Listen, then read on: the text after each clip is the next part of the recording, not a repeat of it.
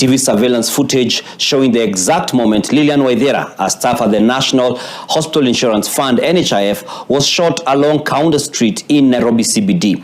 The footage shows that Waithera, who was walking in the company of one other colleague, was shot at 13 minutes and 3 seconds past 5 p.m. on Monday the 13th of February.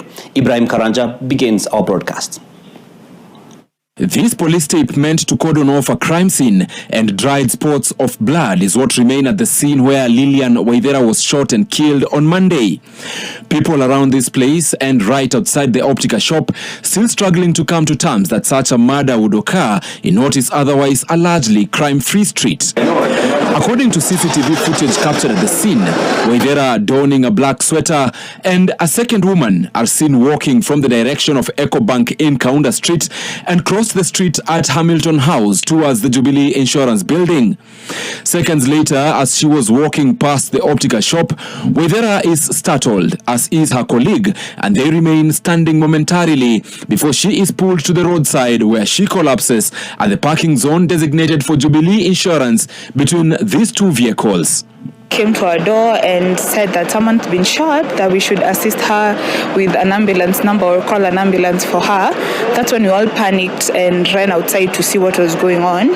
And we found a lady had collapsed outside the door and she was bleeding from her mouth and nose. As Waithera was allegedly shot, everyone else is seen continuing with their usual business, unaware of the happenings, perhaps evidence enough that no sound of a gunshot was heard. After a short while, however, a crowd starts milling where she was, and for more than 20 minutes, frantic calls were made to get an ambulance.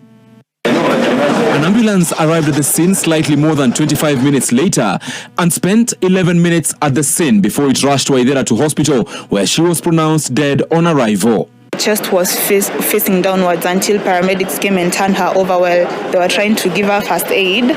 So that's when we saw blood. Now, we did not actually see blood on her clothes.